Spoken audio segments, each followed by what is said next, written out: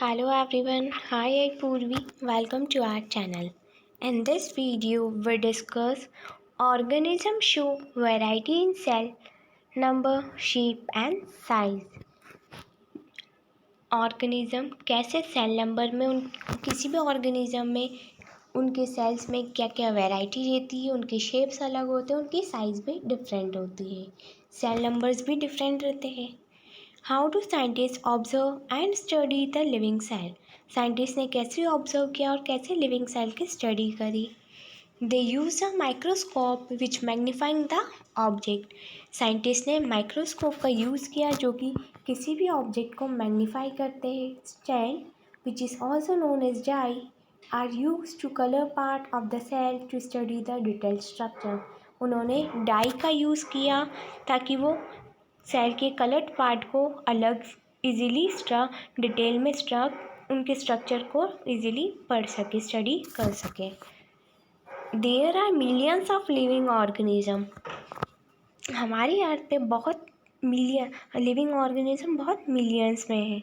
They are of different shape and size. और सारे living organism का शेप भी अलग, इवन साइज भी डिफरेंट है.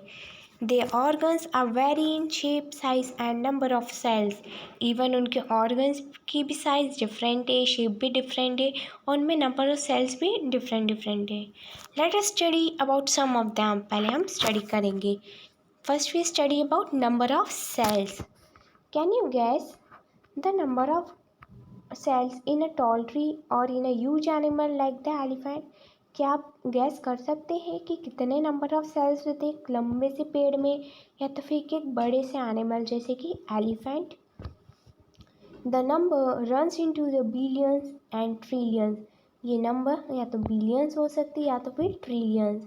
Human body have trillions of cell which vary in shape and size. Human body में भी ट्रिलियंस ऑफ सेल्स रहते हैं जिनका शेप भी अलग रहता है और साइज भी अलग रहता है. Different group of cells perform a variety of function. और सेल का सारे अलग अलग ग्रुप्स होते हैं और सारे अलग अलग ग्रुप्स अलग अलग फंक्शंस को परफॉर्म करते हैं. A billion is 1,000 million. एक बिलियन को हम 1,000 मिलियन बोलते हैं और एक ट्रिलियन को हम 1,000 बिलियंस बोलते हैं. Organism made of more than one cell are called multicellular. अब ऑर्गेनिज्म भी दो टाइप के होते हैं, एक होता है सिंगल सेलुलर और एक होता है मल्टीपल सेलुलर. मल्टी सेलुलर ऐसे ऑर्गेनिज्म होते हैं जिसमें दो या दो से ज़्यादा सेल्स होती है. Multi means many, cellular means cell.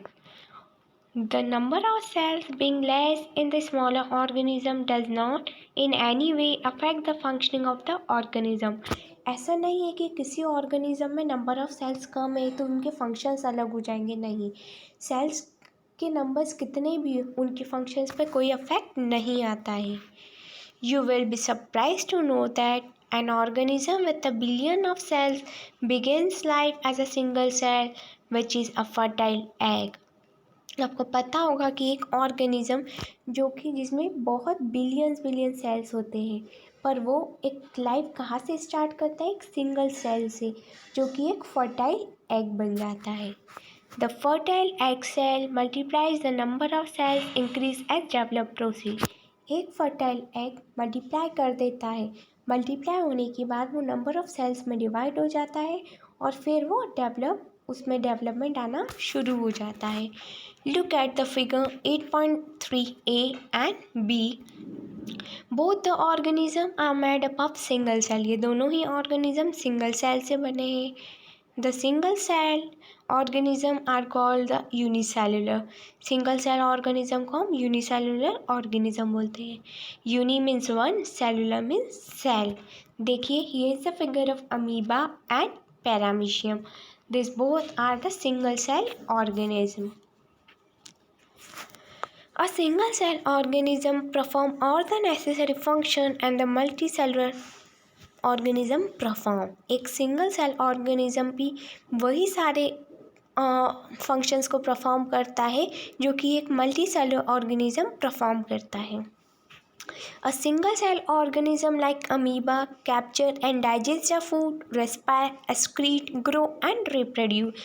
Single cell organism जैसे हमने लिया है अमीबा, वो भी फूड को कैप्चर करता है, फिर डाइजेस्ट कर लेता है, रेस्पायर करता है, एक्सक्रीट करता है एक्सेट्रा, जो कि मल्टी सेलर ऑर्गेनिज्म करते हैं, परफॉर्म करते हैं.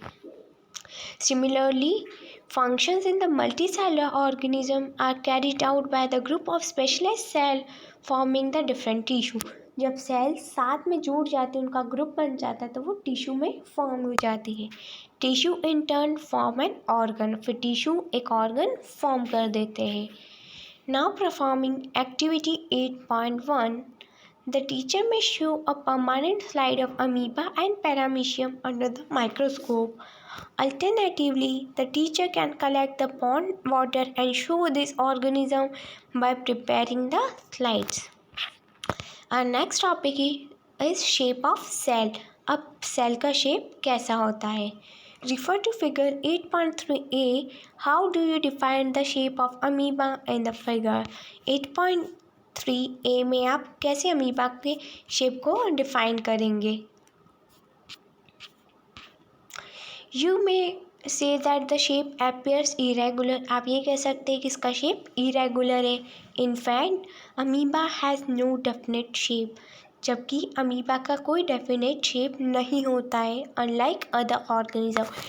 वैसे तो सारे ऑर्गेनिज्म का एक डेफिनेट शेप होता है, सिर्फ अमीबा ही एक ऐसा ऑर्गेनिज्म है जिसका कोई शेप नहीं होता, फिक्स शेप नहीं होता है.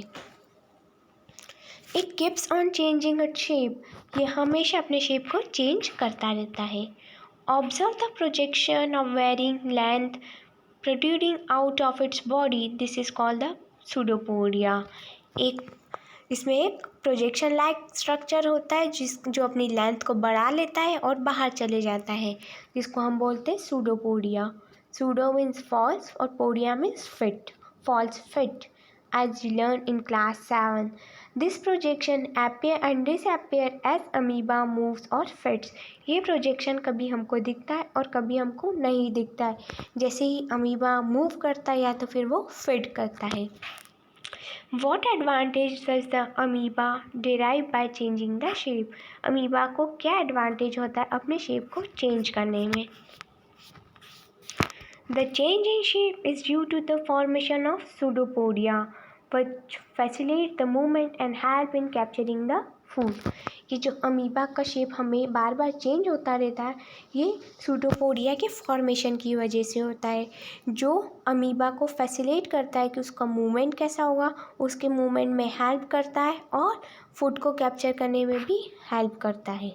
A white blood cell, which is also known as WBC in human blood, is another example of single cell which can change its shape. WBC हमारी ह्यूमन ब्लड में अपीयर रहता है, हमारे ह्यूमन ब्लड में होता है, वो भी सिंगल सेल होता है और वो भी हमेशा अपनी शेप को चेंज कर लेता है. But while WBC is a cell and amoeba is a full-fledged organism capable of independent existence. जबकि WBC तो एक सेल है, लेकिन अमीबा एक ऑर्गेनिज्म है जो कि अपनी बॉडी को चेंज करता रहता है. इसमें एक कैपेबिलिटी रहती है कि इंडिपेंडेंट एग्जिस्टेंस कर ले, कि वो अपनी बॉडी को, अपने शेप को कभी भी चेंज कर लेता है और कहीं भी मूव कर जाता है. What shape would you expect in the organism with millions of shape? आप कौन सा शेप एक्सपेक्ट करते हैं ऐसे ऑर्गेनिज्म में जहाँ पर मिलियन ऑफ सेल्स हो? This will show in the figure 8.4. देखिए, here is the first figure is perical red blood cell of human, B splinter shaped muscle cell, and C long branch nerve cell. These are the different type of cells present in humans. This figure shows the different cells such as blood, muscles and nerve of human being. ये human के blood में किस type की sales रहती है, muscles में कौन सी sales रहती है और इवन नर्व्स में कौन सी सेल रहती है.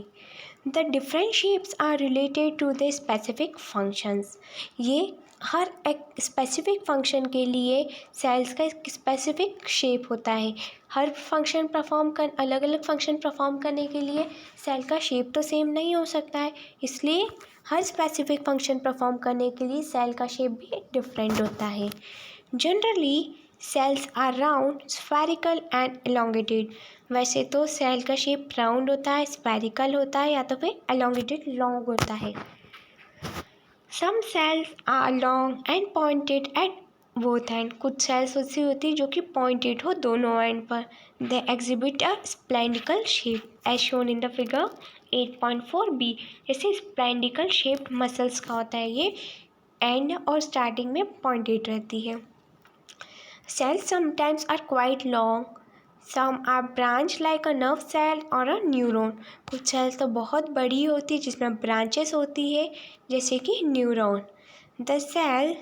The nerve cell receive and transfer the message, thereby helping to control and coordinate the working of different part of the body. ये नर्व सेल कंट्रोल करती है, कोऑर्डिनेट करती है हमारे बॉडी के डिफरेंट पार्ट्स को, कि डिफरेंट पार्ट्स हमारे बॉडी के कैसे वर्क कर रहे हैं। Can you guess which part of the cell give it shape? क्या आप गैस कर सकते हैं कि सेल का कौन सा पार्ट शेप देने में प्रोवाइड करता है, शेप कौन सा पार्ट देता है? Component of the cell are enclosed in a membrane. सारे सेल के कंपोनेंट्स एक मेम्ब्रेन में बंद रहते हैं। This membrane provide the shape to the cell of plants and animal.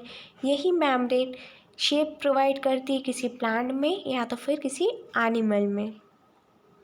Cell wall is the additional covering over the cell membrane in a plant cell. और plant cell में तो एक सेल वॉल एक ऐसी कवरिंग होती है जो एक एडिशनल कवरिंग जो कि प्लांट को बचा के रखती है।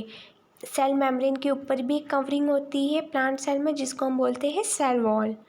It gives the shape and rigidity to this cell. ये प्लांट सेल को शेप देती है और इसको रिजिडिटी देती है, खड़े होने की क्षमता। Bacterial cell also has a cell wall. Even bacteria cells में भी सेल वॉल होती है। Now size of cells. अब सेल की साइज क्या होती है? The size of cell in living organism may be small as the billionth of a meter or may be the large as a few centimeter. Cell का size किसी किसी organism में तो बहुत ही छोटा होता है, माइक्रोमीटर में होता है, लेकिन कुछ ऐसे ऑर्गेनिज्म होते हैं उनमें सेल का साइज़ बहुत बड़ा होता है, जैसे कि कुछ सेंटीमीटर्स में होगा। However most of the cells are microscopic in size. लेकिन मोस्ट ऑफ द सेल्स, जो अधिकतर सेल्स होती है वो तो बहुत छोटी होती है, जिनको देखने के लिए हमको माइक्रोस्कोप का यूज़ करना पड़ता है। And are not visible to our unaided eye, जिसको हम हमारी आंखों से देख नहीं सकते easily. They need to be enlarge और मैग्नीफाइड बाय माइक्रोस्कोप। ऐसी सेल्स को देखने के लिए हमको बड़ा, उनका साइज़ बड़ा करना पड़ेगा, माइक्रोस्कोप से उसको मैग्नीफाई करना पड़ेगा। The smaller size is 0.1 to 0.5 micrometer in bacteria. Cell का सबसे छोटा साइज़ होता है जो कि बैक्टीरिया में प्रेजेंट होता है। साइज़ दे रखा है 0.1 to 0.5 micrometer. The largest cell measuring 170 millimeter to 130 millimeter is the egg of an ostrich. सबसे लार्जेस्ट सेल को मेज़र किया है जो कि ऑस्ट्रिच के एग में मिलता है, उसका साइज़ मेज़र किया हमने 170 millimeter into 130 millimeter. Are the cell in the elephant larger than the cell in the rat? क्या जो एलिफेंट में सेल्स रहती है वो बड़ी सेल रहती है as compare to the rat? The size of a cell has no relation with the size of a body of an element of the plant. Cell के साइज़ पर डिपेंड नहीं करता है कि बॉडी का साइज़ कितना भी बड़ा क्यों ना हो, बॉडी का साइज़ कितना भी छोटा क्यों ना हो, सेल्स का साइज़ कोई मैटर नहीं करता है। इट इज़ नॉट नेसेसरी कि अगर कोई ऑर्गेनिज़म बहुत बड़ा है तो वहाँ पर सेल का साइज़ डिपेंड करेगा, नहीं, ऐसा नहीं होता है। ऑर्गेनिज़म का साइज़ कुछ भी हो, सेल का साइज़ डिपेंड नहीं करता है उस पर। Now it is not necessary that the cells in the elephant be much bigger than those of the rat. ये कोई ज़रूरी नहीं है कि एलिफेंट में जो सेल्स है वो बड़ी ही हो और रैट में जो सेल्स है वो छोटी ही हो. The size of a cell is related to the its function. Cell का साइज उसके फंक्शन पर डिपेंड करता है. For example, nerve cells both in the elephant and rat are long and branch. एक जैसे कि हमने एक एग्जाम्पल लिया है नर्व सेल का, जो या तो एलिफेंट हो या तो फिर रैट हो, या तो हाथी हो या तो फिर चूहा हो, उसमें ब्रांच और लॉन्ग रहती है. They perform the same function that is transferring the message. और दोनों का फंक्शन भी सेम रहता है मैसेज को ट्रांसफ़र करने का. If you have any doubt related to this topic, please comment in comment box. Thank you.